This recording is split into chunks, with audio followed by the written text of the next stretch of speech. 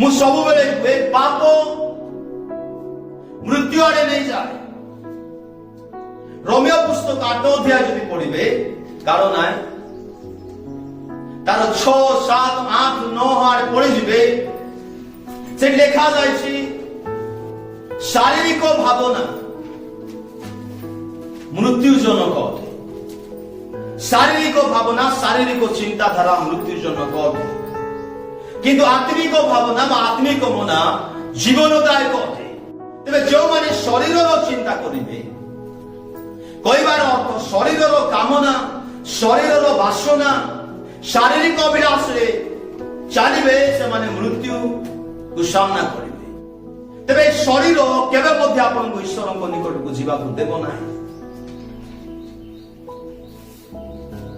ଯେଉଁମାନେ ଶରୀର ଅନୁସାରେ ଚାଲନ୍ତି ସେମାନେ ଈଶ୍ୱରଙ୍କର ଶତ୍ରୁ ହୋଇଯାଆନ୍ତି। ତେବେ এই ଶରୀର କେବେ ବି ଆପଣଙ୍କୁ ଆରାଧନା କରିବା ପାଇଁ ଦେବ ନାହିଁ, କେବେ ବି ଆପଣଙ୍କୁ ବାଇବଲ ପଢିବା ପାଇଁ ଦେବ ନାହିଁ, କେବେ ବି ଆପଣଙ୍କୁ ଉପବାସ କରିବା ପାଇଁ ଦେବ ନାହିଁ, କେବେ ବି ଘଣ୍ଟା ଘଣ୍ଟା ପ୍ରାର୍ଥନା କରିବା ପାଇଁ ଦେବ ନାହିଁ। এই ଶରୀର ସବୁବେଳେ ଆତ୍ମା ବିରୁଦ୍ଧରେ କାର୍ଯ୍ୟ କରେ।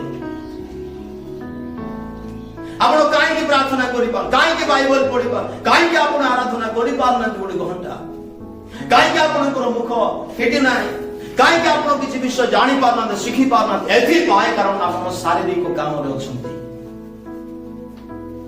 ଆପଣ ଶାରୀରିକ କର୍ମ ଗୁଡାକୁ ରଖିଛନ୍ତି।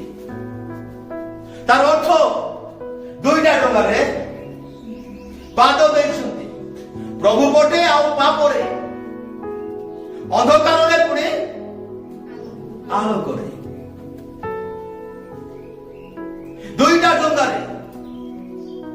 ତେବେ ପ୍ରଭୁ କହନ୍ତି ଯେଉଁମାନେ ପାପରେ ଅଛନ୍ତି, ଯେଉଁମାନେ ଅନ୍ଧକାରରେ ଅଛନ୍ତି, ଯେକୌଣସି ପାପରେ ଅଛନ୍ତି, ପ୍ରଭୁ କହୁଛନ୍ତି ସମ୍ପୂର୍ଣ୍ଣ ହୃଦୟ ସହିତ ଫେରି ଆସ।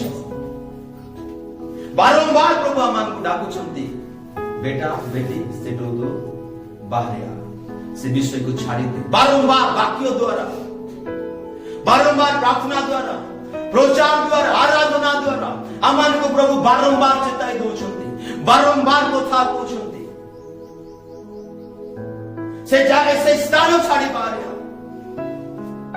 କିନ୍ତୁ ଦୁଃଖର କଥା ଆଜି ଲୋକମାନେ ସେ ଜାଗାକୁ ଛାଡିବା ପାଇଁ ଇଚ୍ଛା କରୁନାହାନ୍ତି। ଲାଜାର ସେ ସ୍ଥାନ ଛାଡିଲା, ଯୀଶୁ କଥା ଶୁଣି ଆଇଲା, ଆଇବା ଦ୍ୱାରା ସେ ପୁନର୍ବାର ଜୀବିତ ହେଲା, ଈଶ୍ୱରଙ୍କ ମହିମା ହେଲା। ତେବେ ଆପଣ ଯଦି ପାପର ସ୍ଥାନକୁ ଯଦି ଛାଡି କରି ଆସିବେ, ଈଶ୍ୱରଙ୍କ ମହିମା ହେବ, ସ୍ୱର୍ଗରେ ଆନନ୍ଦ ହେବ। ବାଇବେଲ ଲେଖା କଥା, ଗୋଟେ ବ୍ୟକ୍ତି ଯଦି, ଗୋଟେ ପାପୀ ବ୍ୟକ୍ତି ଯଦି ମନ ପରିବର୍ତ୍ତନ କରିବ, ତାହେଲେ ସ୍ୱର୍ଗରେ ଆନନ୍ଦ ହେବ। Hallelujah, hallelujah, hallelujah.